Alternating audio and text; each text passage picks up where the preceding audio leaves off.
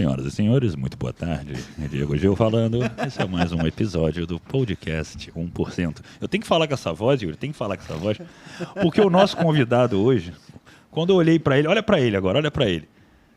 Já viu esse cara na TV? Já viu qualquer propaganda de margarina, Doriana, qualquer coisa, família? Cara, você vê a família dele, esposa, filha, uma família linda. Você olha pra esse cara, você tem que caprichar aqui no vozeirão, né, cara? Happy day! Essa dessa antiga, viu? Convidado de peso? De peso. E assim, agora falando bem sério, pessoal. A gente vai falar hoje aqui um pouco sobre um dos maiores desafios, né, que a população brasileira vive, que é sair daquela mentalidade, daquela lavagem cerebral que você tem que trabalhar para alguém, seguir carreira e fazer, né, uma trajetória bonita numa grande empresa, para o desafio de empreender. Então, Yuri, eu queria saber, assim, você que é um cara também que já viveu muita coisa, foi muito difícil para você começar a empreender? Antes da gente apresentar nosso convidado, rapidamente. Rapaz, no final do quartel, eu estava saindo do quartel, não queria mais ser militar. E eu estava insatisfeito. Eu falei assim, quero ser um empreendedor, quero ser empresário. Nunca gostei de ninguém me mandando, né? Quero ser empreendedor, quero ser um empresário. E fui fazer faculdade, botei no Google, falei qual faculdade? Pô, administração. Vamos Também. ensinar a administrar, né? Óbvio. Exatamente. Fui para a faculdade, aí primeiro período, segundo. Falei, uma coisa está errada aqui. No final das contas, no 6º período, eu descobri que estavam me ensinando a ser empregado e não empresário. Ou seja, exatamente. A própria faculdade de administração que tem, por sinal, te ensinar a administrar, ela te ensina a administrar para alguém, não para você. Muito bom. Né? Então, o modelo educacional, né, é como se fosse aquele modelo de robô que o produto vai encaixando e eles vão criando todo mundo na mesma forma e que mão de obra, né? Perfeito. Eu também quero falar um pouco sobre isso, mas nesse momento eu quero apresentar o nosso convidado, mas antes disso eu vou pedir para você que nos acompanha o podcast 1%, enquanto a produção está feliz aqui, Mentira. Que o Yuri fale sobre o que a gente pode ter que pedir para os pessoas. Nossa, eu não vou falar não. Eu pensei que ele ia falar, dar uma de difícil cara. aqui, viu? Ele é dificinho. Eu sou o facinho da história, né? Então, dá aquela curtida, dá aquele like, se inscreve no canal para você ser notificado assim que sair vídeo novo no canal. Toda segunda-feira agora, às 18 horas, está saindo o podcast 1%. Então, quando você ativa o sininho, automaticamente o YouTube te lembra. E se você curtir, comentar, compartilhar aqui, o que acontece? Outras pessoas terão acesso a esse conteúdo. E eu posso te afirmar uma coisa. A live de hoje, o podcast de hoje, é uma utilidade pública. As pessoas precisam ouvir o que vai ser passado aqui. E eu preciso de você expandindo essa mensagem da nossa família 1%. Diegão, nossa família 1% está crescendo. Tá vendo como é que tá o Instagram? Está crescendo. Valores relativos. 1% pode ser um valor infinito, né? Está crescendo, perfeito. cara. Exatamente. Tá vendo? Parabéns aí para você que está buscando conhecimento, porque aqui a gente não fala só de negócio, a gente fala sobre mentalidade, a gente fala sobre felicidade. E é mais um motivo que eu quero apresentar o meu grande amigo Inácio, que já foi lá para o golfe comigo algumas vezes, mas já está meio não assíduo, mas por um grande motivo, a família aumentou. E esse cara bonito, elegante, que fala para farmacêuticos hoje, já ajudou muita gente e vai mostrar um pouco desse desafio que é você não só crescer profissionalmente, mas internamente. Inácio, meu amigo, seja muito bem-vindo. É um privilégio te receber aqui, meu irmão. Se apresenta para as pessoas. Legal. O que você pode trazer para a gente aí? Pô, que legal. Que honra estar aqui. Diegão, maravilha total. Yuri, que massa. Bom, a gente tem acho que uma coisa em comum, né? Que é um desejo de vitória. Então, quando a gente fala de 1%, a primeira coisa que me ocorre aqui, e eu buscando, né, pensando aqui sobre o que a gente vai compartilhar aqui hoje, e aí na cabeça começa a vir uns flashes, né? Sobretudo um desejo de dar certo, de fazer acontecer, de vitória. Então, que massa estar aqui. Espero poder contribuir um pouco com a vivência, com a história, com talvez uma ideia, né? Perfeito. Alguma coisa que possa... Uma fagulha, né? Com certeza. Um detalhe, que quem realmente é 1% sabe que é um insight, é uma sacada que basta para a gente já ativar uma nova ação. E eu queria entender, Inácio, assim, o que fez você chegar nesse momento? Eu queria que você até se apresentasse. O que você faz hoje e brevemente da onde você veio, assim, só para a gente entender da onde você foi farmacêutico, por que você resolveu empreender, o que você faz em relação a esses profissionais. Legal. Vale dizer o seguinte, a profissão farmacêutica, ela tem naturalmente, né, existem muitos empreendedores que são farmacêuticos, mas se a gente for olhar para o cenário farmacêutico Brasil, é a minoria da minoria da minoria da minoria. Não é? Então, na nossa academia, na nossa faculdade de farmácia, a gente estuda ali a ciência. Então, a nossa mente é o tempo inteiro a pesquisa. É entender como que uma molécula, através de uma reação química, pode formar uma outra molécula e assim ajudar alguém e tal. Então, se você for olhar para a grade do farmacêutico, é uma grade dedicada a encontrar soluções de terapias, de tratamento. Okay. Ou seja, não tem nenhum momento que você vai falar de cenários de negócio, de movimento, inclusive políticos.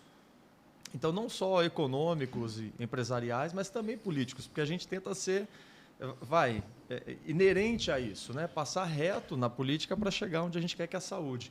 Então, a mente do farmacêutico ela tem essa coisa da ciência. O que, no momento presente hoje do Brasil, a gente está passando por um grande desafio, que é o quê? No ano passado, a gente está gravando isso em 2023, eu não sei em que momento da vida... Não, sai em 2023.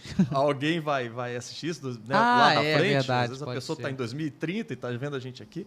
Mas no ano passado, 2022, olha que coisa. O farmacêutico, pela lei agora, ele pode trabalhar de maneira autônoma. Ele não podia. Então, a gente está, inclusive, há 1 ano que o farmacêutico pode. Ou seja, para o momento da nossa profissão, é um momento muito interessante, sobretudo. Então, quem já estava antes indo atrás, se arriscando, se atrevendo, nesse momento já está nadando mais facilmente. E tem gente ainda que nem entendeu o que está acontecendo, né? Então, é uma fase interessante. Mas como que é lidar, assim? Teoricamente, eu imagino, eu não tenho uma percepção clara, talvez, mas você estudou para ser um farmacêutico, você se formou, e você é contratado por um laboratório, talvez, uma farmácia para trabalhar, e você vai estar prestando. Como que um autônomo trabalha? E como que é você sair de uma faculdade, como o Yuri pegou como exemplo a administração, que você é treinado, porque eu também fui formado e fiz pós, mas não adiantou nada, honestamente, não adiantou nada. E você é formado para seguir regra. Então, como que é a sua percepção desse mercado hoje, que sai de um viés sou funcionário para posso ser um autônomo, posso ser um empreendedor, basicamente? O que você vem encontrando na cabeça das pessoas, porque isso pode ser em geral, não necessariamente na farmácia, mas já que a gente está pegando esse exemplo, que pode ser assim prejudicial para elas? Ou como que você está vendo despreparo ou preparo? O que está sendo bom, o que está sendo ruim com tudo isso? Interessante. Vamos lá. 2009 para cá é o momento que eu coloco o meu diploma um pouquinho de lado e eu vou trabalhar com pessoas, né? Em 2009 eu vou para a área de recursos humanos. Então, é a hora que eu entro para o treinamento, para a educação corporativa e tal. Então, nesse laboratório dos últimos 14 anos, o que a gente encontra? Existe um farmacêutico que não precisa de lei de 2022 para poder empreender. Ele vai abrir o que quer que seja, uma clínica, uma farmácia, uma rede de alguma coisa, uma indústria, uma distribuidora, ele vai atrás. Okay? Então, esse é o empreendedor. Agora, a gente está falando de um empreendedor autônomo, que a gente está acostumado a ver com o médico, por exemplo. O farmacêutico não podia ter o consultório dele. Agora ele pode. Então, ele não precisa de todo um aparato de investimento para começar a empreender. Então, eu acho que essa janelinha, esse momento, é interessante a gente dar um look. Por quê? Eu estou dentro de um cenário farmácia, por exemplo, 90% dos farmacêuticos trabalham em farmácia. Ou seja, a maioria, tá bom? No cenário farmácia, não tem nada de errado ali, se você gosta do que faz, trabalha num lugar legal, enfim. Tem muito lugar que, enfim, eu acho que não é legal de se trabalhar. Mas para o farmacêutico, ele pode construir isso aí. Não é fácil, mas ele pode construir. Agora ele tem um novo viés. Então, se já tinha aquela veia intrínseca em minoria, agora eu tenho um viés de onde eu posso o quê? Fazer o meu horário, ter a minha agenda. E isso, para a nossa profissão, é relativamente jovem. Para outras, como nutrição, não. Fisioterapia, não. A odonto, por exemplo, todo mundo que imagina um dentista, ele já tinha lá o consultório dele. O médico também. Me fala o seguinte, tu fez farmácia. O que aconteceu que tu foi parar na RH? Recursos humanos. Boa pergunta. Né? Isso se chama farmacêutico desgarrado, né? Veja, eu tive uma dificuldade, Yuri, tremenda de escolher faculdade, curso, né? Você falou que fez administração. Eu passei no vestibular para economia, no IBMEC. E aí, ao mesmo tempo, passei em História e passei em Farmácia. E das 3, Farmácia era pública. Bem próximo. Bem próximo, né? Um Humanas, um Exatas e tal. Ainda bem que História não era pública, né? E aí eu acabei indo para a Faculdade de Farmácia numa cidade no interior de Minas Gerais chamada Ouro Preto, que curiosamente é a primeira faculdade, a escola de farmácia, que foi criada na América do Sul. Então, de 1839, sobretudo um episódio interessante para o mundo da farmácia aqui. E eu fui fazer farmácia. Segundo período, quase que eu perdi todas as matérias, porque eu ficava na biblioteca estudando Johannes Kepler. Veja, estudando o espaço, o céu, o tempo, né? Então, eu já não era um farmacêutico, entende? Química orgânica, que é uma matéria importante, Yuri, eu fiz 5 vezes química orgânica. E eu te juro que eu estudava pra caramba. Uma vez o professor chegou, Inácio, sua química é muito boa, mas ela é muito diferente dos livros que eu acredito. Então... Que gentil ele. Eufemista. E isso porque eu estudava pra caramba. Então, eu já dava umas notas de que eu não era o cientista clássico, o modelo clássico. Então, 2009... Posso fazer uma pergunta para você? Quando você sentiu que você não estava sendo, entre aspas, um bom estudante, não era aquilo que estava tocando, você se frustrou com aquilo? Porque muitas pessoas, às vezes, estou perguntando para pegar uma questão geral, às vezes tu entra na faculdade, acha que é aquilo, vem 1, 2, 3 períodos, daqui a pouco o quarto, você está meio que no meio do caminho, você sente que não é aquilo, aí rola aquela pressão, vai, pelo menos pega o diploma, termina. Pô, não, recomeça e perde o tempo. Como é que foi isso para você? Porque tem muita gente que eu acho que vive esse dilema de não ter se achado na faculdade e não sabe o que fazer. Cara, acho que cada um é de um jeito, né? A minha mentalidade na época era muito de... Eu já tenho que levantar a mão para o céu e agradecer. Eu já tinha chegado muito longe. Então, assim, nem meu pai nem minha mãe tiveram um curso superior. Hoje em dia é outra realidade, mas, enfim, há alguns anos atrás, 2 décadas atrás, em uns quebradinhos, ainda tinha um pouco disso. Então, eu já estava dentro do meu cenário, contexto família, eu já estava à frente. E aí eu acho que tem uma coisa minha, talvez, de ser orgulhoso, de falar, puxa, eu comecei, vou terminar. Sim, naquela época não recomendo tinha um pra peso ninguém, naquela mas... época, né? De falar assim, não, o meu filho, pelo menos, ele vai até a faculdade, depois ele faz o que ele quiser, né? Aquela coisa do tipo, o orgulho da família ver que alguém se formou. Em nenhum momento, Diego, a minha mãe pressionou para que eu continuasse, em nenhum momento. Assim, agora eu sim, então eu coloquei nas minhas costas, mas ela Eles nunca eram de me boa, você de que boa. se sentiu... Eu falei, pô, cara, eu tenho que honrar isso aqui e tal. Entendi. Então, eu acho que naquele momento insistir na farmácia foi um pouco por teimosia e orgulho também de falar, pô, eu comecei isso aqui, eu vou dar conta de terminar. Mas eu pensei em sair durante os 5 anos de faculdade. Eu cheguei a estudar com outros cursos.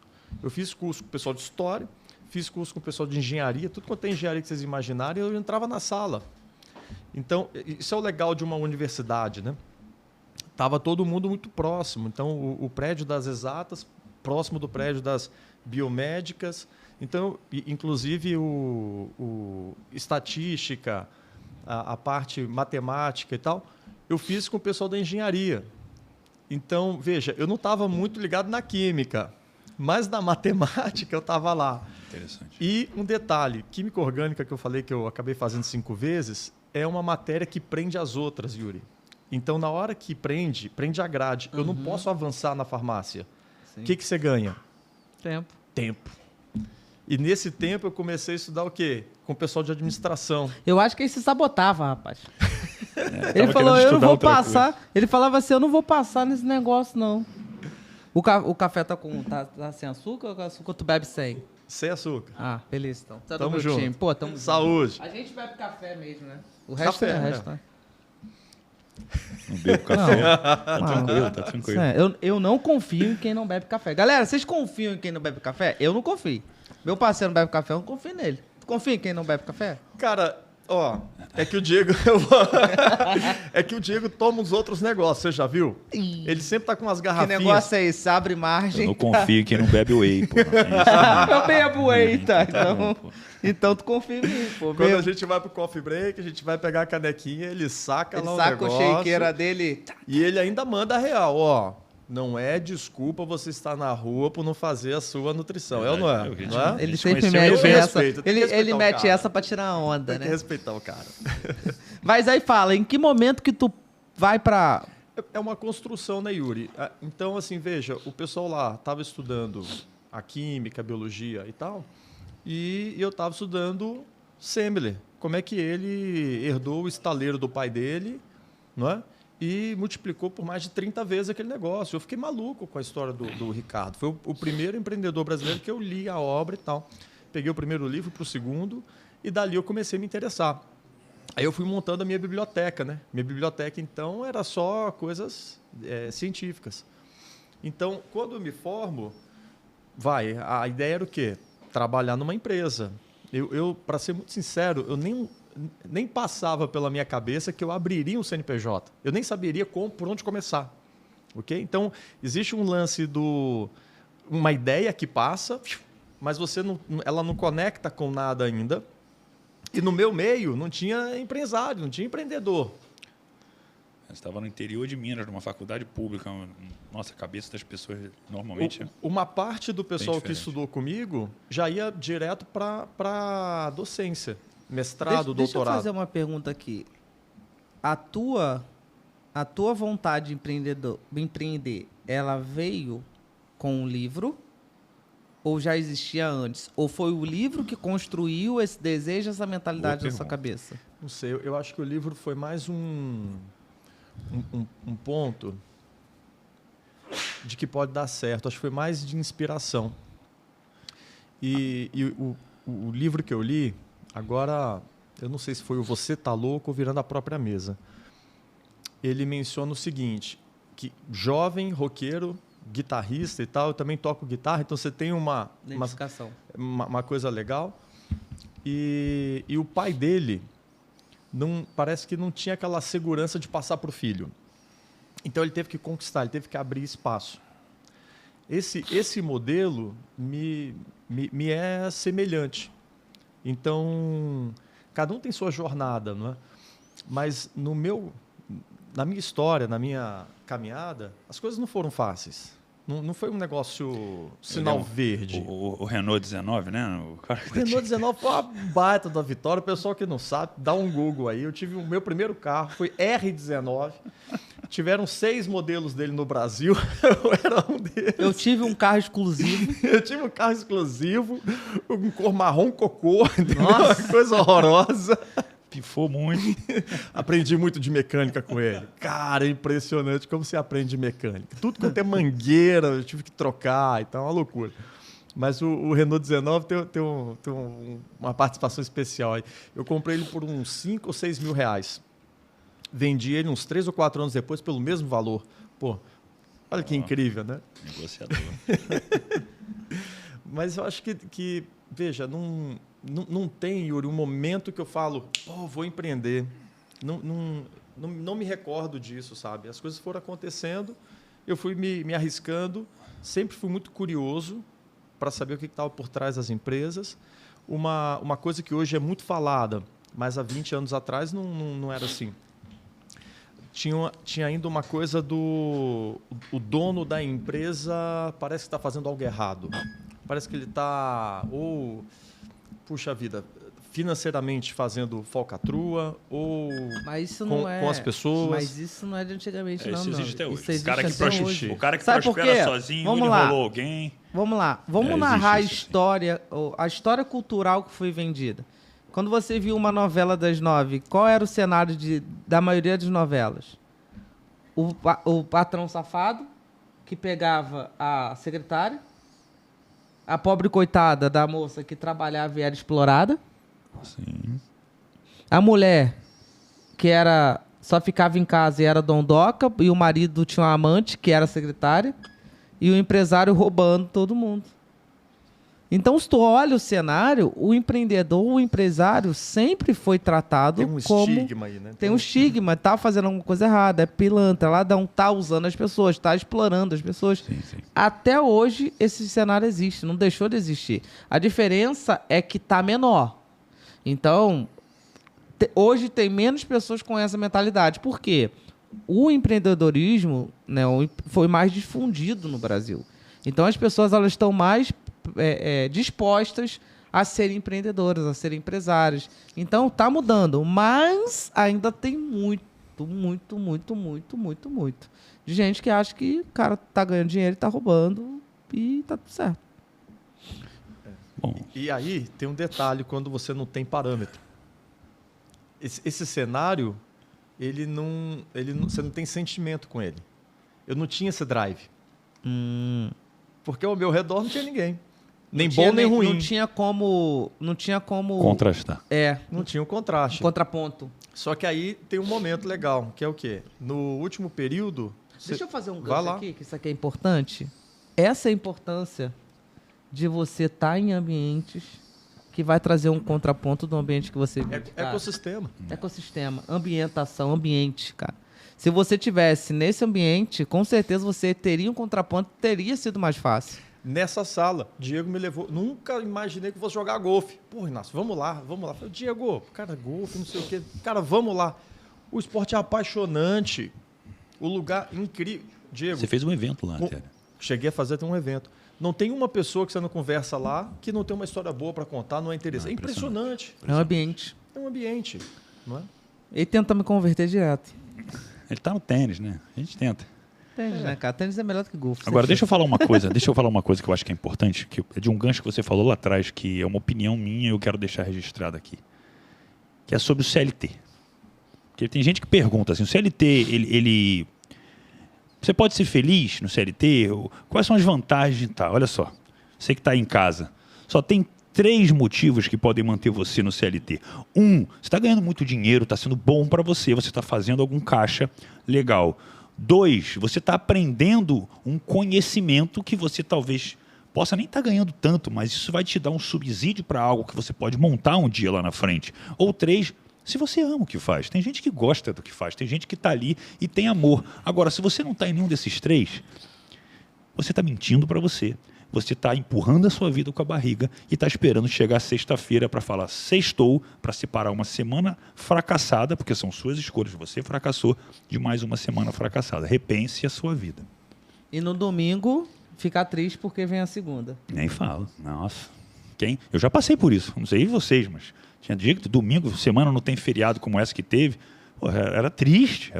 Você ficava, puta, uma semana eu inteira. não sei nem que feriado tem.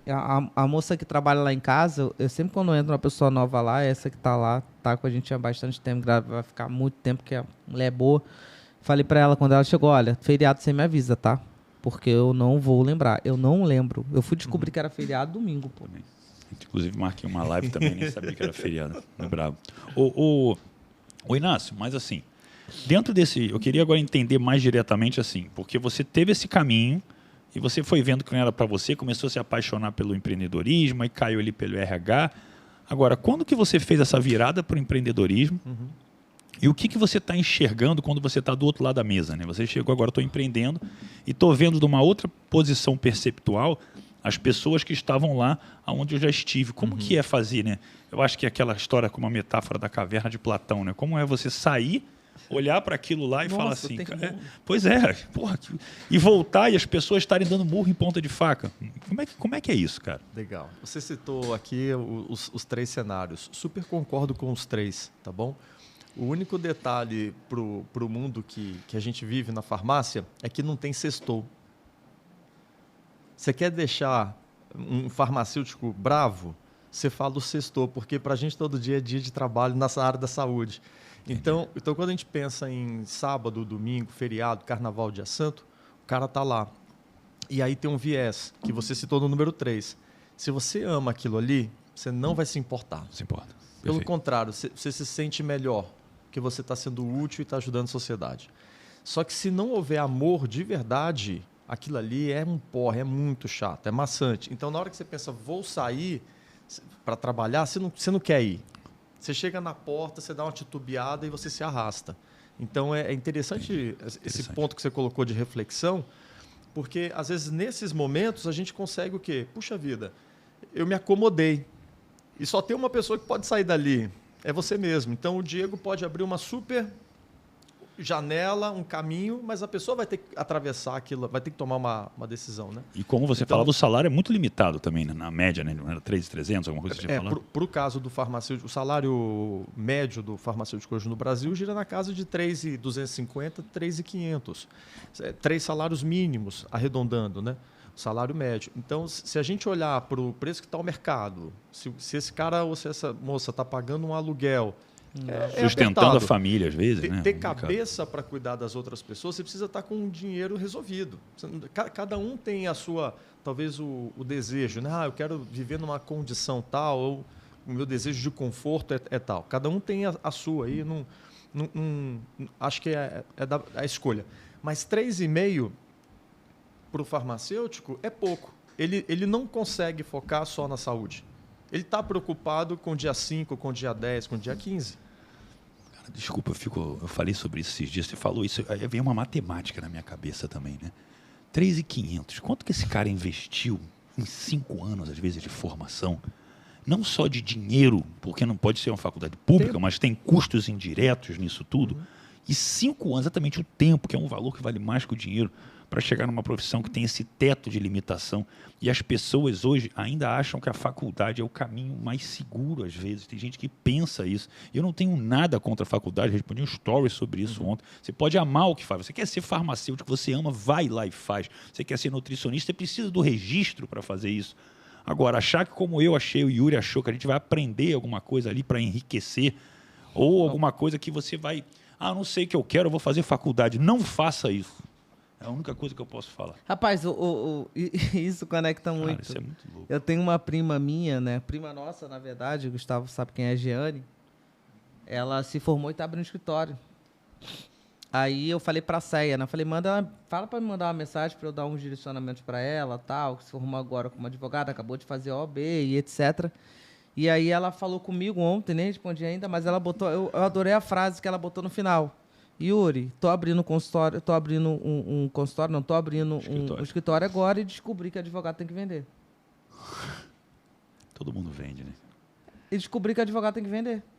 Eu quero aprender a vender. Ou seja, não ensinaram essas habilidades para eles. Não ensina. Ensina a faculdade técnica.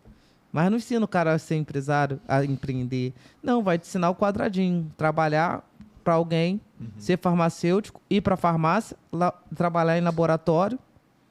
E é isso, é o que tem. E aí a pessoa fica acreditando que o que tem é aquilo, que a vida dela é aquilo. Aí ela passa uma vida toda tentando coisar, o salário diminui cada vez mais porque a inflação aumenta. Como é que ela vai sustentar a família dela desse jeito? Aí pagou lá seus R$1.000 e poucos de faculdade, dependendo se fez uma particular, para sair de lá ganhar R$3.000. Tá insatisfeita, torcer pela sexta, domingo depressão porque a segunda tem trabalho. Como é que vai sustentar uma família dessa? Como é que vai ter paz, assim? É o que tu falou, como é que a pessoa vai cuidar dos outros se ela não cuida dela? Isso é fantástico. Inácio, assim, o que você mais enxerga hoje? Porque eu já lidei com muitas pessoas que querem empreender, mas muitos deles, às vezes, jovens, que nem fizeram faculdade. Estou falando de um profissional, um cara que se dedicou tempo e dinheiro a uma profissão. Como que é a resistência deles? Ou como que é a mentalidade deles quando você começa a mostrar um caminho alternativo de rentabilidade? Legal. Em 2009, que eu comecei a trabalhar com Ampliou, né? Então, imagina só, 2008 para 2009... eu saí da minha primeira... Eu trabalhei 10 anos com carteira assinada em 2 empresas. Uma era uma multinacional italiana e uma que é a maior rede de farmácias aqui do Brasil. Aí você já estava na farmácia, já? Já, na farmácia. Só que em 2009, eu fui para a área de treinamento. Então, nessa empresa segunda que eu estava trabalhando, eu comecei a treinar a minha equipe. E comecei a dar palestras na região da farmácia. Então, tinha lá prédio, não sei o quê, eu ia na assembleia. Tinha associação de idosos, eu ia lá, os médicos, dentistas, eu visitava todo mundo. Isso começou a chamar a atenção, leva esse menino pro... Resumindo a história, foi isso. E aí, Diego, eu comecei a trabalhar com pessoas de todas as idades, que trabalhavam nessa companhia. Essa companhia chegou a ter 30 mil funcionários quando eu saí. Então, tinha desde aquele menino, primeiro emprego, 18 anos, aquela menina, a pessoas já com 60, 70 anos de idade. Okay? Então, eu peguei alguns milhares de... E interessante, uma coisa é você dar a palestra. Você tem um contato com a pessoa, que seja uma palestra de um dia, um treinamento do dia inteiro. Como eu estava no RH, eu tinha contato com essas pessoas constante.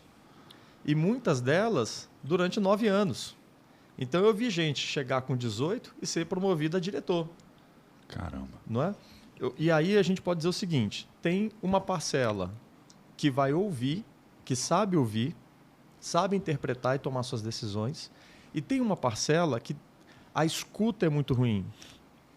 Então, por mais ouro que tenha na informação, ela não foi preparada para ouvir. Ela precisa de mais tempo para desenvolver a escuta, depois a análise dela, a crítica dela, para ela tomar uma decisão.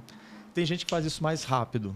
Às vezes, lá atrás, pai, mãe, não sei quem criou, ajudou a, olha, escuta mais, fala menos. Né? Então, eu percebi isso. Quem estava ali atento, deslanchava. 2, 3, 5 anos já tinha avançado muito. E quem tinha mais dificuldade de ouvir, gostava de falar mais, de desabafar mais, de reclamar mais, de dar mais opinião, nananã, acabava, às vezes, ficando no mesmo lugar e patinando. Deixa eu só fazer um parênteses, eu acho importante, que quando você fala isso, pode causar uma pressuposição na cabeça das pessoas que não, então eu vou ficar quieto, eu vou ouvir. E pessoal, entenda que o Inácio fala das pessoas chatas, que reclamam, que não têm escuta ativa. Agora, você que escuta, internaliza, digere aquela informação, e você tem ali uma pergunta, alguma coisa que, no momento certo, você sabe chegar, você também está sabendo se colocar. Você está sabendo, através das suas perguntas, mostrar quem você é. Isso é saber se vender. A gente conhece alguém pela qualidade das perguntas e não pelas respostas. Boa. Então, não é para você ser ali, né?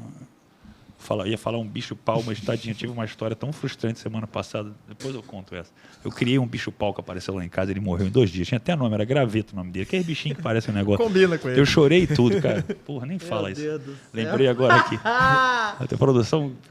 Aí é foda. Isso é a verdade, uma história. Mostrei ele nos meus stories. Tava. Porra. Oh, que situação. Isso é uma história engraçada. Então, assim. Tu criou o bicho-pau? Pô, com esse sorriso você quer me pegar, né, irmão, falando isso, né?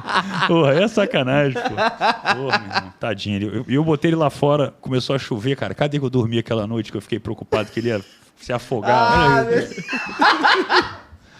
Porra, aí arranjei folha de goiabeira pro bichinho, porque era o que ele comia, tal, botei... Foi no Google pesquisar? Pesquisei tudo. Se ele mordia, alguém me falou, cuidado que ele morde, o bicho já tava andando em mim, meu. Eu falei, pô...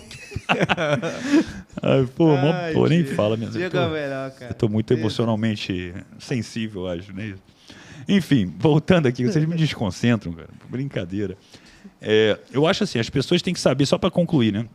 Então, saber ouvir é fundamental. Saber digerir o que se ouve é fundamental. Mas saber, logicamente, se colocar no momento certo é como dar um tiro de sniper. Não é sair atirando para tudo quanto é lado, que não faz sentido. Então, Inácio, eu gosto de ouvir o que você está falando. E isso você mostrou que as pessoas que ouviam e tinham capacidade de botar aquilo em prática, não ser aquela questionadora chata, elas se desenvolveram mais. Agora, existiu pessoas que, eu falo pela minha experiência profissional, que aparentemente não tinham aquela aptidão para estar ali, porque o perfil dela às vezes é mais empreendedor. Eu tive muito isso, nossa, caramba, cada problema que eu passei em trabalho que eu tive, depois vale até eu contar algumas histórias, mas assim, porque não era meu lugar ali. Então você conseguiu ver pessoas, às vezes assim, com esse tipo de postura, tu vê, cara, essa pessoa é boa demais, ela não se enquadra aqui. Uhum. Tem algumas maneiras de encontrar essa pessoa. Ela começa muito bem, não é? E aí se você tiver um mecanismo, um plano de carreira, você promove ela. Aí você promove, ela voa mais ainda. Você fala, opa, ou eu peguei um avião, ou está decolando para o mercado. E tem aquela que começa muito bem e você promove, só que foi antes da hora. Você acaba com a pessoa. Você levou ela para o próximo passo e ela ainda não estava no próximo passo. Então, tem ponto de vista da empresa, não é? Saber encontrar esse momento é um ponto. E o outro é saber encontrar dentro do perfil. Se você tá vendo uma pessoa que está crescendo e aí você já pensa o seguinte, olha, nosso contrato é diário. Enquanto a gente estiver aqui, a gente vai fazer o melhor todo santo dia. Então, a gente renova esse contrato diariamente. Essa é uma filosofia, inclusive, que me ajudou muito, porque tem um momento da minha jornada que eu não estava entendendo, mas eu estava meio triste. Então, eu era reconhecido no trabalho, o meu salário era muito bom para o meu mercado, não era para estar errado. E aí eu comecei a fazer um contrato comigo diário. Legal. Cara, hoje eu quero ir, vamos lá, é hoje. Então eu comecei a ir no dia. Se a gente imaginar o contrato de um trabalho, quer seja um B2B, ou quer seja uma carteira assinada, enfim, ele de fato é diário. Porque se eu decidir que hoje eu vou parar, eu aviso que hoje eu paro e vou embora. E se a empresa também decidir, ou seja, a gente imagina uma certa segurança, né? Porque ou é grande, uma utopia. Mas não tem isso. É diário. Então, se eu estou aqui hoje, o meu pensamento é, vou dar o melhor hoje. E o empreendedor, ele tem normalmente, né? Isso é um traço. Ele tem uma chama normalmente mais visível do que um perfil que precisa de mais tempo e tal. Mas vamos lá. Defina essa chama, porque as pessoas que estão em casa elas estão querendo entender, eu tenho certeza disso. O que é esse brilho? O que é? Isso é uma percepção na comunicação, no questionamento, na forma de interagir? Como é que você definiria isso? Imagina o seguinte, você se deparou com algo interessante para você. Aquilo fez um sentido. O seu olho já mudou, sua expressão corporal mudou, mas não pelo momento, pelo que você enxergou para o futuro. Fantástico. Então, tem aquela pessoa que curte o momento, que a empresa vai dar certo, porque aquele projeto vai dar certo, e isso motiva ela a continuar. E tem aquele que pensa, estou tendo uma masterclass. Peguei. E eu vou poder aplicar e replicar isso aqui. Então, a pessoa que naturalmente está projetando cenários com tanta clareza que ela consegue já vir dando certo com a certeza de liberar a projeção desse pensamento, as sensações daquilo que está acontecendo agora. Ela vai começar a verbalizar. Peguei. Na hora que ela verbalizar, você já entendeu. Opa! Inácio, qual foi o momento assim que você falou, cara, acabou, né? Vou empreender, vou abrir meu negócio. E qual foi o sentimento que você teve Pode falar momento? a verdade aqui? Total. Sim, medos assim também, como é que é isso? Né? Trocar o certo pelo duvidoso, como que é isso? Eu gosto de uma frase que é, joga o seu jogo. Joga o seu jogo. Então, o meu jogo é o seguinte, eu sou muito consistente. Eu não sou uma pessoa que fica variando. Eu sou muito linear, muito consistente. Então, eu não sou as melhores ideias. Normalmente, isso não vem de mim, não. Mas eu ajudo outras pessoas a terem boas ideias. Eu ganho no tempo. Então, as pessoas vão parando, eu vou continuando. Resistente pra caramba. Então, se eu precisar ficar acordado, madrugar, virar, eu vou ficar. Então, é difícil me pegar porque eu não paro. Mas qualidade mesmo é meio, entendeu? Duvidoso, é fraco. Então, jogar o meu jogo significa o quê? Se aqui tá bom, se eu estou criando a família direitinho, se o bônus é bom, a empresa está indo bem. Eu sou um cara que eu olho muito para o ambiente. Eu gosto de um ambiente que me ajuda, que me favoreça. Eu sou extrovertido, então eu pego a energia do meio, jogando o meu jogo. Eu olho para aquilo ali, Yuri, eu não vou sair daqui nunca. Isso que eu estava pensando. Eu não tenho motivo para sair daqui. Só que, do outro lado, a razão está dizendo o seguinte, olha, Inácio, ali está muito bom, mas tem um outro cenário aqui que eu sei que você gosta e que ali não vai dar para viver. É a hora que racionalmente eu começo a desenhar. E aí, você perguntou, eu falei, vou falar a verdade, né? Eu comecei a pesquisar um negócio chamado franquia, que já vinha com modelo de negócio. Eu falei, não sei nada desse negócio, vou pegar um modelo pronto. De forma segura, quase assim, alguma coisa que tenha um padrão. Foi por aí. Tu é IS, Foi né? por aí. Tu é IS, né? Eu estava pensando isso também. Não, IS. E aí, o que acontece? Fui numa feira, lá em São Paulo, de franquias e tal, e vi uma carrocinha da Brahma Chopp. Eu falei, cara, eu vou abrir, porque o investimento era muito pequeno, Diego. Eu falei, cara, olha que massa isso Veio aqui. da saúde e vai embebedar os outros. E o muito negócio bom. dá. Aí andei mais um pouco, tinha a Cacau Show. Cacau Show era o seguinte, a gente pode falar abertamente das marcas aqui? Pode? Sim, fica à vontade. Da Cacau Show era o seguinte, fature 1 ano em uma Páscoa. Falei, opa, que legal, em uma semana... Forte isso. Em uma semana... Forte, né? Bom, né? A gente, Promessa boa.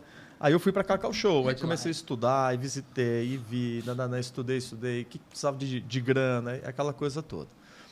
Num dado momento, eu estava dando um treinamento em Goiânia.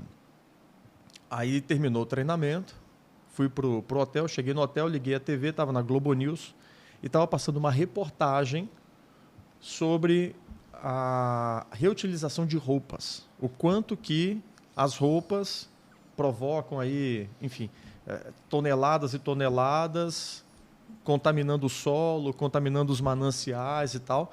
E tinha uma empresa que ajustava as roupas. Então, você não precisava jogar a sua roupa fora do ar. Você poderia reutilizar, mas trazendo ela para o momento presente.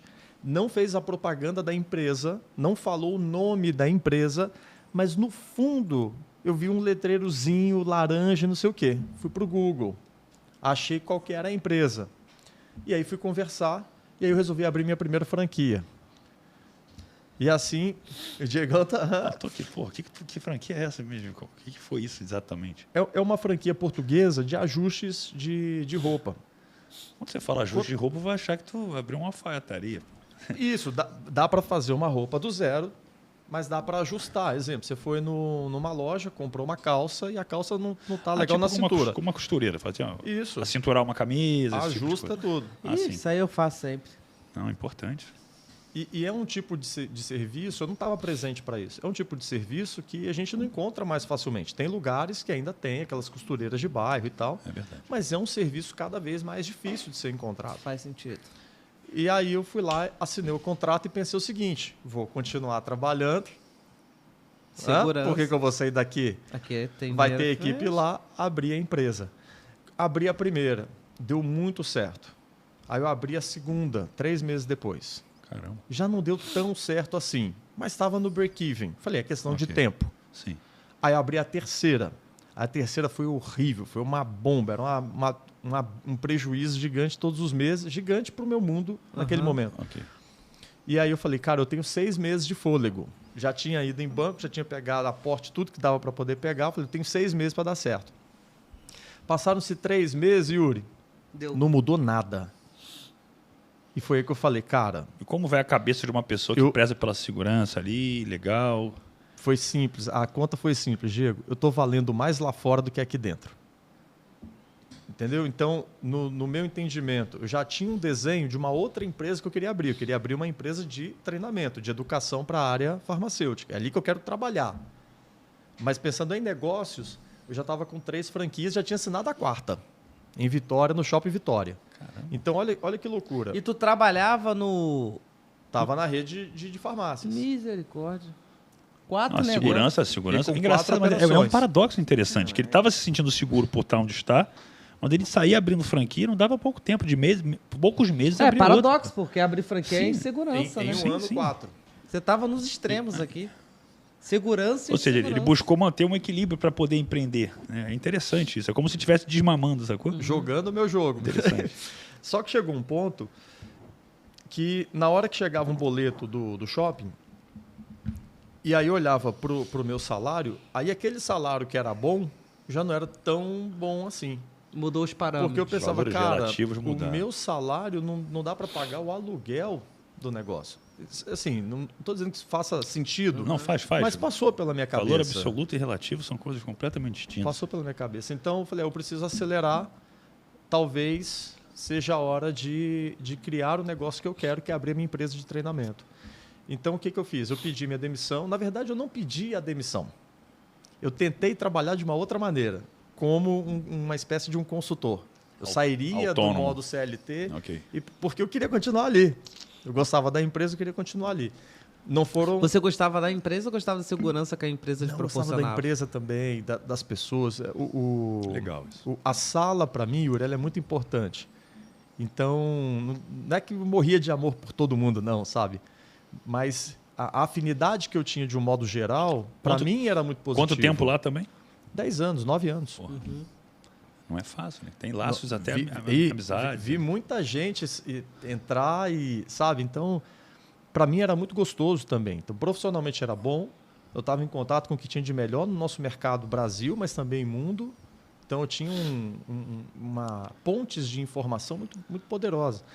Agora, chegou num momento que eu falei, bom, eu quero continuar aqui. Aí eu empreendi, montei um projeto, apresentei para a vice-presidente e ela disse não, as pessoas não vão entender e tal, agradeceu. Eu acho também que ela não acreditou, eu pedi demissão. Aí foi um terror, aí 30 dias cumprindo um aviso aviso prévio, algumas tentativas da empresa de que eu ainda continuasse e tal. Fizeram alguma tentativa mais agressiva salarialmente? Fizeram. Só que agressiva para aquele cenário, né? Em valores relativos, se fosse falar de percentual, o que eles poderiam ter Ali oferecido? aumentaram 15%. Eu vinha de uma promoção recente e aí aumentaram mais 15%. Para aquele cenário, quando você está numa cadeira, você tem uma faixa. Então, Ok. Eu esbarrava num ponto que... Qual era o teto? Você pode falar em números? Posso. Na época, o meu salário era 10, 9 alguma coisa, e aí foi para 11 pedrinha. E não dava para aquela cadeira que eu sentava e mais. Sim, tem uma então, ordem. talvez eu tivesse que mudar de área, de setor e tal. Então, veja, 30 dias, meu último dia, não abri empresa, não fiz nada. Por quê? Eu queria me sentir limpo com o negócio. Até o último dia eu fui e fiz o negócio. Sexta-feira, saio dali desempregado. Eu não saio dali empreendedor. E o que você... Agora, deixa eu fazer uma pausa. Qual é o sentimento que rondava a tua cabeça ali? Medo, liberdade, pânico. Medo, não, que liberdade, medo, que pânico, nada. desespero, fudeu, deu merda. Meu Deus, zebra total, porque eu pedi demissão. Eu não podia pegar meu fundo de garantia. Sim. Então, isso inclusive é muito louco, né? Se você tem um funcionário pilantra e você demite ele, o cara consegue sacar. É um jogo para você voltar para ele. Perfeito. Não é um jogo para você sair, não é? Tem o dinheiro lá. E aí eu tinha 30 dias da rescisão, Diego, para poder pagar as coisas do mês. Já estava casado naquele momento? Já, com a Isa, com filha pequena. Sim, e como que foi a postura? Eu acho que as pessoas também Isso é lidam legal. com isso em casa, às vezes. É. E muitas pessoas se apequenam porque a esposa a mulher prega muito pela segurança. Como é que foi isso? A Débora nisso aí, ela foi incrível, porque ela nem me deixou chegar perto de preocupar com isso. Então, eu não tive nem aquele momento do, puxa, e se a Débora... Não, desde o primeiro momento ela falou, é isso, vai lá, faz, a gente está junto, vai dar certo. De alguma maneira vai dar certo. Mas Que legal. não é que eu recomendo as pessoas saírem pedindo demissão e fazer como eu fiz, não. Mas naquele cenário era... Mas se não tiver que era pra feliz, mim, mas se não né? tiver feliz também, se não tiver coisando, aí pede mesmo.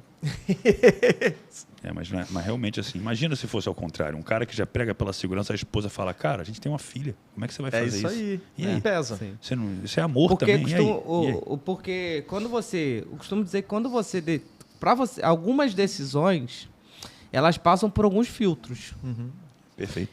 Né? Então, para você chegar a essa decisão de vou sair, passava pelo filtro da família, pelo filtro da mulher, pelo filtro das crenças, pelo filtro do emocional, passava por diversos filtros. Então, para você chegar lá naquela decisão de tô saindo, cara, tinha alguns filtros que eram importantes. E muitas vezes, elas esbarram em um filtro. Às vezes, barra a tua mulher falar assim, não faz isso não, pelo amor de Deus, o que vai ser da gente? Vai passar fome. Pronto. Aí entra o teu instinto de segurança, de provedor. Fala assim, eu não posso deixar minha família passar fome. Então, eu imagino que realmente... E aí a gente vai para um ponto. O ponto do estável. Da busca da segurança. Perfeito. Então, ainda tem um filtro da segurança que é um valor importante para você. Isso aí foi que ano? 2017. Meu último dia foi agora. 9 de junho de 2017. Uma coisa que normalmente aconteceu comigo também. Saí da empresa e aí o que acontece? Convite para você voltar para o mercado. Então, nesse cenário, 3 empresas me sondaram para poder voltar. Você se sente feliz, Então, orgulhoso por ver, poxa? Eu me sinto porque Acho que eu legal estava isso. tremendo de medo. E uma dessas 3 ofertas era muito boa. Pode falar em números pra gente? Era muito boa. Era na casa de R$20 mil. Dobro, basicamente. Com carro, casa, nananã, aquele negócio. Ou seja, era R$20 mil mesmo. Era sexy, né? Era bem sexy o negócio. Pra aquele momento, sexy, pra aquele momento, se cagando de medo. Tinha acabado de sair. Não, fora que é isso, cara. Os benefícios, eles enriquecem muito, né? Carro, casa, além... Não, 20 é seu. Relaxa, o resto a gente tá o resto é bancando. nós. Então, e aí, de novo, você fala obrigado, né? Então, tem uma força que chama a gente para aquilo ali. E aí eu fui atrás de um CNPJ, eu precisava de um CNPJ para poder dar os treinamentos e tal. E isso foi em junho. 12/7, um mês depois, eu dei minha primeira palestra. E isso para mim mudou completamente o jogo. Mudou, porque, veja, no meu mundo, a hora tinha um valor. E na palestra, a hora é outra matemática. Sim. Então, primeiro desafio. Inácio, vai ter um evento em Brasília, é um evento para uns 200 farmacêuticos e a gente queria uma proposta sua. Que ótimo, vou fazer uma proposta. Quanto vale Quanto a que eu cobro? Negócio, cara. Qual modelo? Quanto que eu cobro? Eu tenho uma planilha, um negócio. Pior né? que você Se pode errar tem- feio pra cima ou pra baixo, né? Você não tem, às vezes, parâmetro nenhum. Sabe qual é o momento que tu fala se fudeu na hora de uma proposta? Sabe qual é o momento? Qual que é, Yuri? O momento que tu vai lá e fica assim, pô, vou botar o preço. Aí você vai lá e bota o preço. Aí você entrega pra pessoa. Aí a pessoa olha e fala assim, beleza, tá fechado. Naquele momento tu fala assim, Podia ter puta botado. Será que foi pariu, barato me esse fudi. negócio? Foi barato. Se ela não barganhou, se ela Ou tomou... ao contrário, do tipo, quê? Puta. Cresci o olho demais. Não, difícil, cara. Deve ser. Mas você acha que você acertou muito nesse parâmetro na época? Cara, eu não sei se... Eu tenho pra mim que eu fui mais pra bom do que pra ruim, né? Então, o que eu fiz? Tinha um amigo que dava treinamento e palestra já pra área. Legal. Aí eu liguei pra ele. Aí eu falei, cara, ó, o cenário é esse, quanto que eu cobro? Aí ele falou, pô, Inácio, você tá começando agora com a consultoria, com os treinamentos, Viver cobra a R$2 mil, que vai estar legal. Ele falou, ó, a palestra tem uns 50 minutos. R$2 mil? Inácio, um valor, acho que é um valor bom. Então, era em Brasília, eles iam pagar Sim, o custo todo. Tu achou aéreo, muito ou papapá. pouco? Só pra Eu entender. achei muito, R$2 mil. 50 Não, mas 50 cara, minutos, O cara, trabalha eu achei maravilhoso. o cara é matemática. É quase o que ele ganha por semana. Se for pegar 5 semanas, era 10 mil, né? E olha que dele, ainda vão me voar para Brasília, eu vou ficar em um hotel bom, restaurante Pô, bom, tô companhia estourado. boa. Falei, estourado. você jura que é Faço isso? até é de isso? graça. Aí eu abri um notebook e comecei vamos lá, montar uma proposta aqui, escrevendo minha proposta pela primeira vez. Eu estava na sala, a Débora, minha esposa, na cozinha. E aí eu falei, ó, amor, eu vou colocar aqui 2 mil, não sei o que e tal. E ela? E eu e ela, a gente tinha ido numa palestra pouco tempo antes, de um cara chamado Rodrigo Cardoso. Rodrigo. Sim, E sim. o Rodrigo mandou o seguinte: na hora que você estiver meio em dúvida no negócio, experimenta dobrar. Aí a Débora, que não estava sabendo direito, mandou da cozinha. Dobra! Aí eu falei, peraí, você tá maluca? R$2 mil já tá muito, R$4 mil é demais. Ela falou, dobra. O Rodrigo falou não sei o que e tal, dobra esse negócio. Eu falei, amor, mas eu gosto do 7, então eu vou colocar 4.700. Cara, enfim, é o que é, né? Eu falei, 4.700 é um valor digno, não sei o quê, vou dar conta de segurar essa peteca, né, e tal. Porque essas 250 pessoas, elas têm que sair dali, né, querendo melhorar o planeta. Qual era o motivo? Qual era a palestra era sobre o quê, Inácio, nesse caso? Cara, não lembro. É mais algo Mas- motivacional mas- da Mas profissão? aí que tá. Eu sempre coloquei significado, importância e motivo em todas as palestras que eu fiz, mesmo as mais técnicas. Entendi. Então, provavelmente ali devia ter uns 2 ou 3 produtos e eu inseri essa coisa de deixar a galera doida para poder trabalhar. E É engraçado que a percepção de valor também, se você parar para pensar, os caras vão pagar só de passagem, hospedagem, alimentação, um valor tão alto, que você vê uma perspectiva que R$2 mil não é nada, que eles vão gastar muito mais com ele só. Então já dava Só uma perspectiva mandar do cara, às vezes voltar, podia botar ali já na casa dos 5 dígitos alguma coisa, né? Era uma referência. Vamos lá. E aí eu mandei os 4.700. Aí avisei a moça do trade que estava me atendendo e tal. E aí, que nesse pediu. momento, eu falei assim, meu Deus. Falei, agora tá lá, né? Já apertado, a grana já tava pela hora da morte em casa. Eu falei, cara, vamos ver. Aí dali a pouco ela me liga. Na hora que ela liga, sabe quando você dá uma gelada assim? Eu entendo. Mas você tenta manter a Você pose. pode ter certeza que... Você não botou um 0 a mais aqui não, senhor? Você pode ter certeza que eu passo por isso também, né? Todo mundo passou no começo, né? Cara, isso aí Você dá aquela arrumada inicial na é bom cadeira, demais. respira e voz na naturalidade, sabe? Olá, né? Oh, que bom e tal. Recebeu? Ótimo. E aí, como é que foi? Inácio, então... E o então você não sabe ainda para que lado vai a sensação. Não, então é quase sempre péssimo.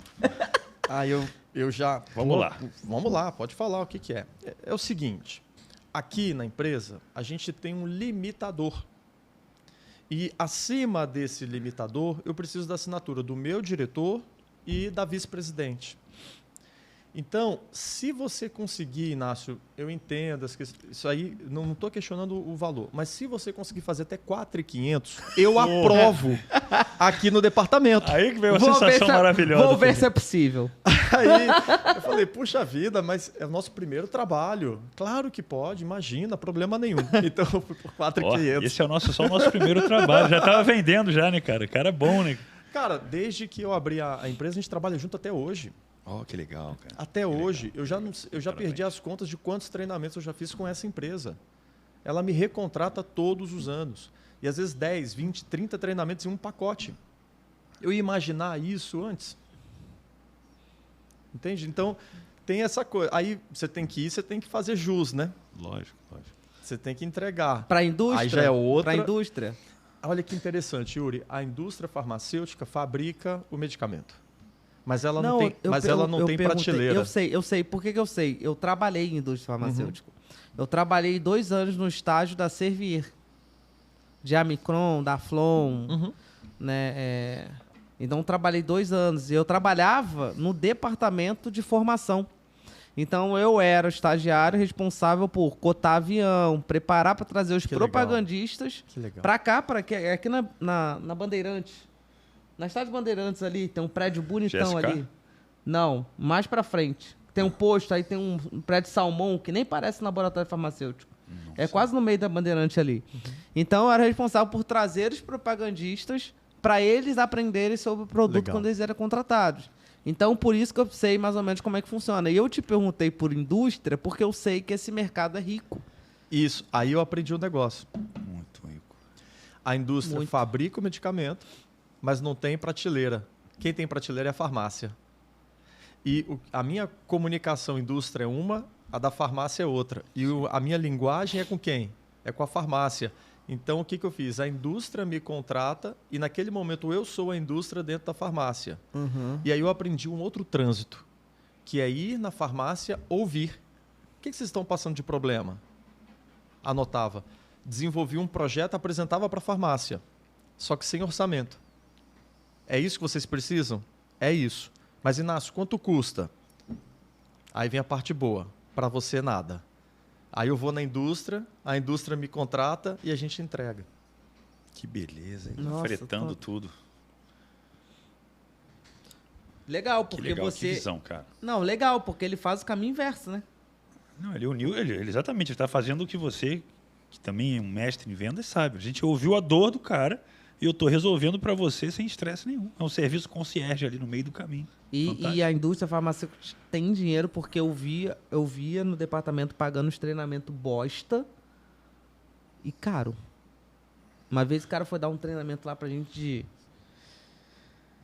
Hoje eu vejo como bosta, né? Mas naquela época eu falei, uau! Porque quando você não tem nível de conhecimento, qualquer coisa, tu fala assim, uau! É o treinamento de PowerPoint. Como montar palestras... Me serviu para alguma coisa, mas hoje eu olho para trás e falo, muito ruim. E foi que o cara cobrou 50 mil, 2 dias de treinamento. 50 mil naquela época. E minha chefe pagou tranquilo, falou, pode assinar. Caraca, meu irmão. Tem uma história que é o seguinte, você sai uma vez com a pessoa, né? Tá tudo bem.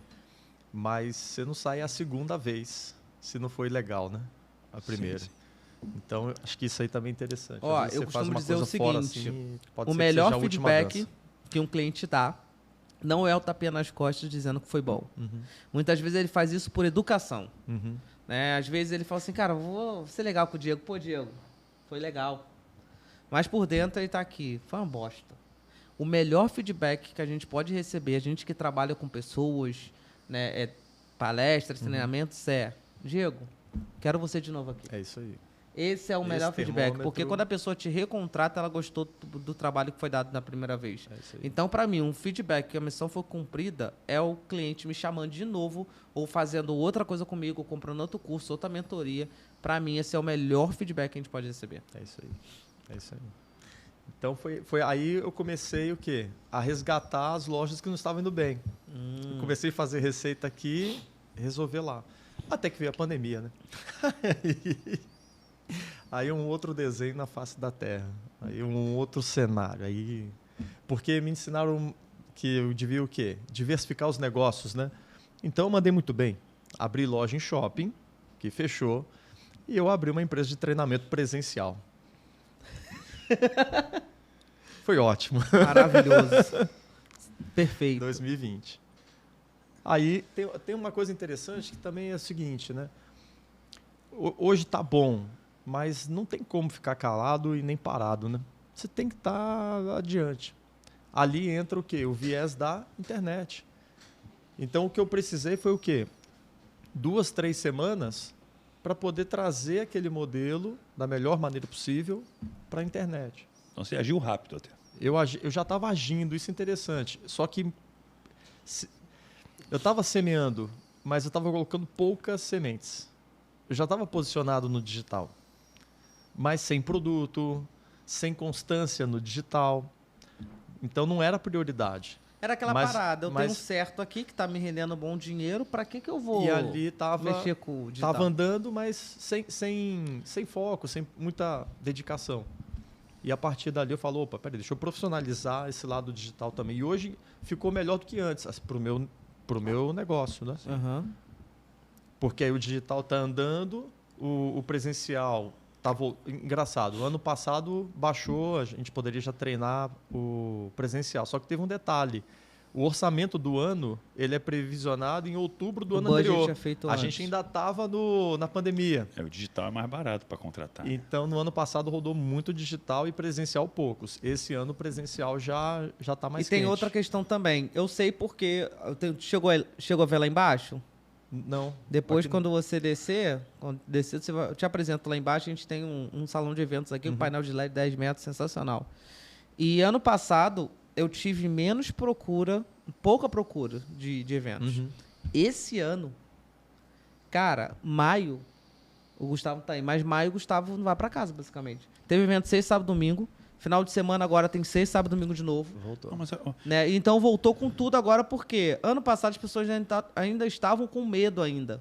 Tanto, não só o budget de uma multinacional, que é feito provisionado antes, né? E para liberar para refazer um budget é um processo, mas as pessoas estavam com medo ainda. Os produtores pensando assim, cara, e se fechar de novo?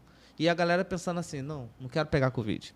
Só que em 2023, a galera já falou, dana-se, velho, vambora, vamos viver. E aí agora, pelo que eu tô vendo, o presencial tá voltando com força, voltou com força esse ano, e tem uma puta demanda reprimida aí. Olha, mas isso é até bom esclarecer para o pessoal que está em casa, que tem gente que pergunta assim, o que eu posso abrir, né?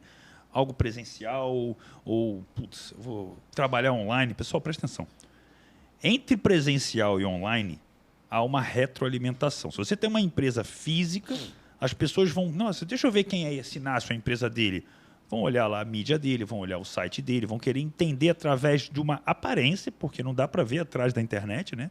Atrás de um Instagram a gente não sabe o que é real, mas ainda assim se influencia bastante. E vice-versa, o que o Yuri está falando aqui no espaço. Quem muito está no digital começa a ter muito mais autoridade quando está no físico.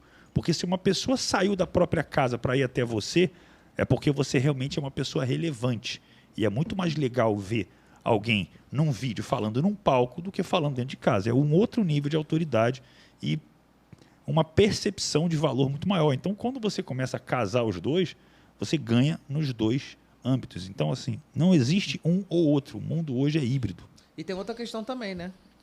A tua autoridade no presencial também vai pro teto, porque fazer na internet uma gravação é fácil, fazer ao vivo é outro jogo. Pô, Yuri, você pegou um ponto interessante. tem muita gente que no presencial é incrível, mas no digital É ruim. não achou um caminho e tal. E vice-versa. Eu conheço E gente. vice-versa. Tem Conheço, né? feras no digital que aí você vê no presencial, você puxa, mas tá faltando alguma coisa, né? Então, você Verdade. ser interessante em 30 segundos, em 1 minuto, em 2 minutos, é uma coisa. Quero ver você segurar um time 18 dias, meu amigo, com a energia lá em cima, né? Então, cada um tem o seu, acho que, o seu viés, o seu caminho. E quem trafega nos dois, no presencial e no digital, eu estou vendo exemplos de gente que está numa fase incrível, orquestrando esses dois mundos. Uma coisa interessante, tem uma moça que faz mentoria comigo já há 3 ou 4 ciclos, a Catarina, um beijo para ela se ela estiver assistindo a gente aí. Ela tem uma farmácia no interior de Pernambuco, em Petrolina. Petrolina. Aí a gente foi fazer um evento no ano passado, outubro do ano passado. Ela chegou, a gente estava lá no hotel ali perto do aeroporto de Congonhas. Ela chegou, eu fui dar um abraço nela. Oi, Catarina. Aí ela veio para mim, oi, Inácio, prazer. Olha que louco. A gente já se conhece, puxa, 3, 4, 2 anos, mas rola esse prazer, né? Então o presencial ele tem um poder, Não, uma presencial é coisa. absurdo. Eu sou do presencial. Eu prefiro 1000 vezes presencial do que câmera. É, eu também. Eu tenho um evento que é esse aqui, o Gênesis. Eu passo, somando todo o tempo que eu passo no palco, é 40 horas. Numa sexta, sábado e domingo. 40 horas palestrando, falando. Eu não consigo. Consigo porque se eu tiver que fazer, eu vou fazer.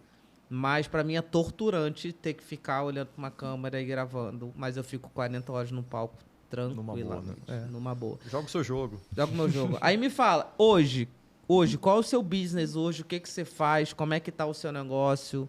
Né? O que você tem feito hoje? Legal. Então, hoje eu tenho braços, né? Um braço que é uma consultoria para farmácias. Essa consultoria é basicamente de RH. Então, a gente monta o departamento para a pessoa e conecta isso com o planejamento estratégico dele. Tem um outro braço, que é a área de educação para as farmácias. Então, é um portal que eu tenho hoje, que ajuda se você imaginar a farmácia pequena e a média, a educação para ela na proporção é muito cara. Então, quando pega uma empresa grande, ela compra um material e quando ela dilui, fica pequeno para cada unidade, para cada farmácia. Não é? Para o pequeno e para o médio, às vezes, uma farmácia é o 100% dele. Então, a gente criou uma ferramenta para esse público.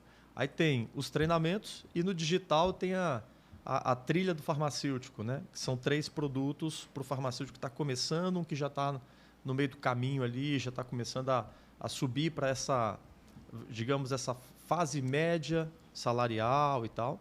E tem o farmacêutico empreendedor. O farmacêutico empreendedor é a mentoria. Aí a gente vai falar de negócios e tal.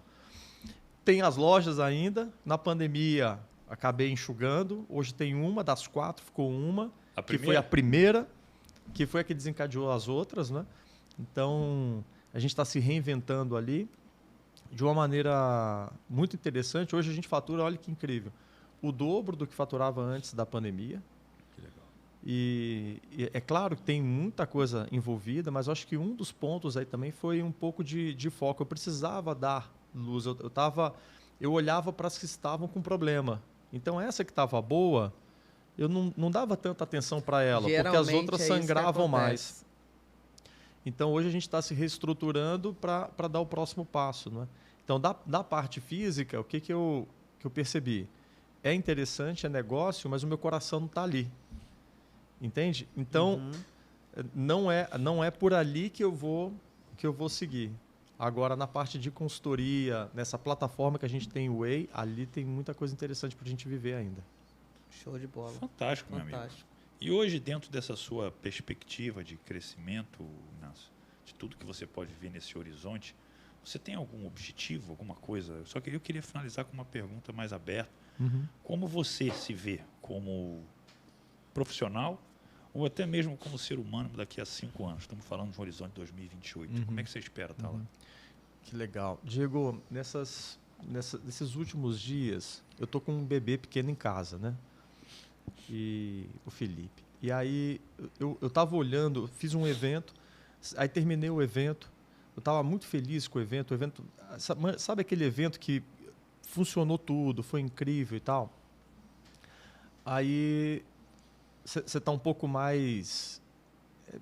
É um sentimento diferente do dia a dia, né? O evento tem esse poder, né? A imersão tem uma... Sei lá, muda alguma coisa dentro da gente que a gente fica mais, talvez, perceptivo. E aí eu estava olhando para esse lance da vida, Diego, e eu entendi naquele momento o seguinte: puxa, eu sou tão feliz que eu não estou conseguindo perceber o quanto feliz eu sou hoje. Porque, puxa, uma esposa linda do seu lado, a gente não está exatamente onde a gente gostaria, não. Mas a gente está muito melhor do que a gente tinha projetado. Em termos de casal, meu Deus do céu. Aí as 2 crianças saudáveis. Eu olhei para aquele cenário, eu falei, puxa, eu já estou vivendo o que seria mais do que o sonho daquele menino de 15, 16 anos. Não é? Tem um episódio que marcou minha trajetória, foi o seguinte: em 98, se eu não estiver enganado, lançou no cinema o Titanic. Lá com o DiCaprio, a Kate Winslet, aquela coisa toda. E estava todo mundo indo ver o Titanic. Mas, cara, minha mãe não tinha dinheiro para me dar o ingresso do cinema. E na quarta-feira, no Shopping Cidade, eu morava em Belo Horizonte, era R$3 o cinema. E aí a minha vizinha, a Thaísa, chegou, pô, cara, vamos lá, bicho, e não sei o que, ela me chamava de bicho. Vamos lá, bicho, e não sei o que. Eu falei, Thaísa, eu não tenho os R$3. Ela jogou na minha cara, assim, Yuri, pô, mas você nunca tem grana. E era verdade, todas as vezes que ela falava qualquer coisa, eu nunca tinha dinheiro nem para coxinha. E ela foi lá e pagou. Falou, eu pago para você. A gente foi, e ela, pô, cara, imagina, né? Aquele telão, 3 horas de filme, aquela coisa incrível. Olha como que a vida é. Para aquele menino de 98, já entendeu? Eu construí uma família linda, num negócio legal. Esse mesmo cinema, que fica lá na rua Rio de Janeiro, em Belo Horizonte, deve ter uns 200 lugares. Anos depois, Yuri, o que acontece? Eu lotei aquele mesmo cinema de farmacêuticos. E não tinha Leonardo DiCaprio, era eu. Top demais. Então, eu de braço aberto, assim, tipo... Só que as pessoas não sabiam disso.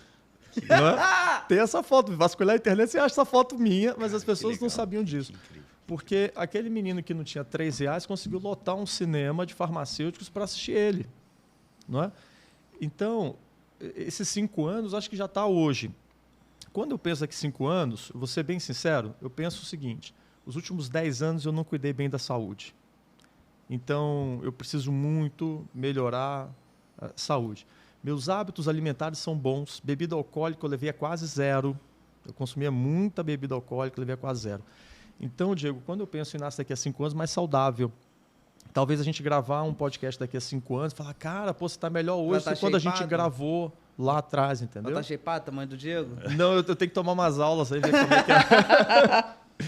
Eu penso em mais saúde, cara. Top demais. Que visão boa de falar. Ou seja, você tá feliz, cara.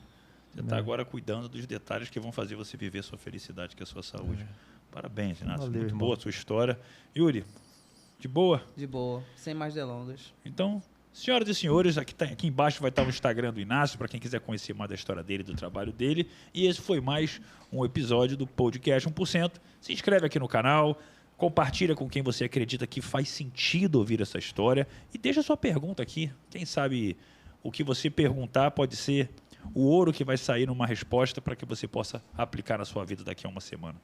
Beijo no coração de vocês, até o próximo episódio. Tchau, tchau.